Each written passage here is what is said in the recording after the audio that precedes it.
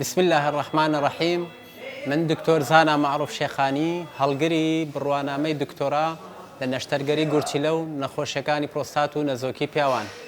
ئەمڕۆ دەمەوێت کورتە باسێک باسی بەردی بۆڕی حالە بکەین یان ناسراوە بە بۆڕی میز. با سەرەتا بزانین بەردی حالب یان حالب چییە خۆی. حالب ئەو بۆڕەیە کە گورچیلە دەبەستێتەوە بە میزەڵدان. ئەگەری هەیە بەردێک دابەزێت لە گورچیلەوە بێتە ناو بۆڕی حالبەوە و پێویست بە نەشتەرگەری بکە یان پێویست تەنها بەس بە چارەسەر بکە. ئایا ئەم لێرە پرسیارەکە ئەوەیە کام بەردی حالب پێویستی بە نەشتەرگەریە یان کام نەخۆش پێویستە نەشتەرگەری بۆ بکرێت. مەرج نییە هەموو بەردێک هاتە بۆڕی حالب و پێویستی بە نەشتەرگەری بێت. تەنها لەم خاڵانەیە دەکرێت نەخۆشەکە چارەسەری لە ڕێگای نەشتەرگەریەوە بکرێت.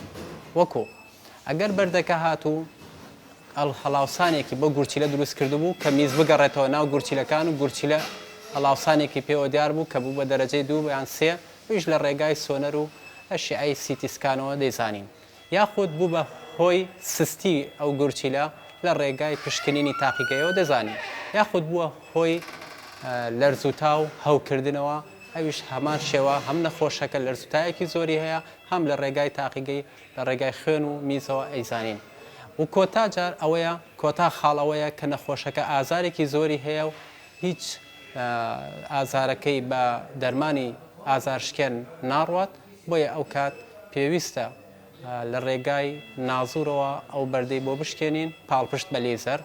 فەرموو ئێستا نەخۆشێکمان هەیە بەردێکی لە بۆڕی حالبە بە قەبارەی 1 سانتیم یعنی 10 ملیم ئەم بەردە هەوکردنێکی دروست کردووە بەڵام هەڵاوسانێکی گورچیلێشی لەگەڵایە بۆیە هەوڵەدەین ئەو بەردەی بۆ بشکێن و قەستەرەیەکی حالب یان سۆندەی میزی بۆ دانین تاکو و مانگێک و دواتر ئەو سۆندەی بۆلا دەبین لە ڕێگای بەنجی خۆجیەوە بە هیوای سەلامەتی بۆ نەخۆشەکەمان.